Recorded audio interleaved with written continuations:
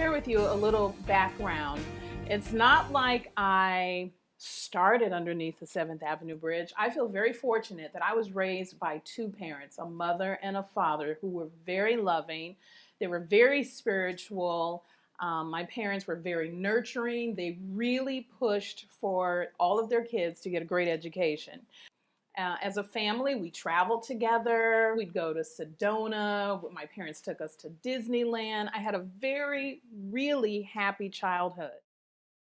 I was in what they would call the busing program. So I didn't go to the school in my neighborhood where all of my friends were. I went to a predominantly all-white school, and where I was one of, I think there were 3 black kids in the entire school. It was very difficult to be in that setting back in the 70s. And I developed really low self-esteem. I was bullied. I was called the N-word. I was spit on. It was a very uncomfortable, horrible time. So I started to develop a really bad self-image. I went through that until finally my parents realized that what I was going through was really abuse.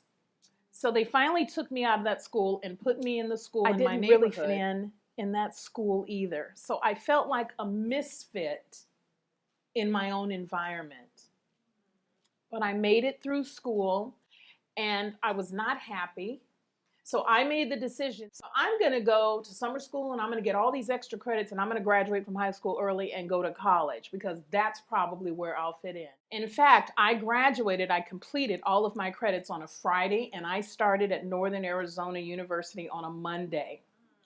It was overwhelming, it was exciting, it was scary, and I learned very quickly at 17 years old, I did not fit in with that crowd either. They were more mature. But I did meet some really interesting people.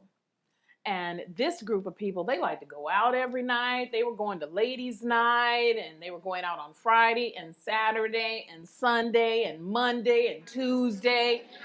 And they seemed to like me. It's so hard to go out and come home at 5 and 6 in the morning and get to an 8 o'clock class. Well, my grades started to slip. Pretty soon, school wasn't important. I was in every dance contest you could think of. I was hanging out at the bars, hanging out with the girls, shopping, shoplifting, shopping, and found myself getting in trouble.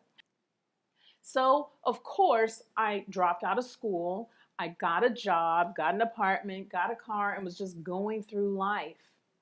Finally got a boyfriend, and I came home from work one day. And my boyfriend and another friend were in the back room and they were smoking something in this little glass pipe. I'd never seen it before, never heard of it. I didn't know what cocaine was. I didn't know what crack was.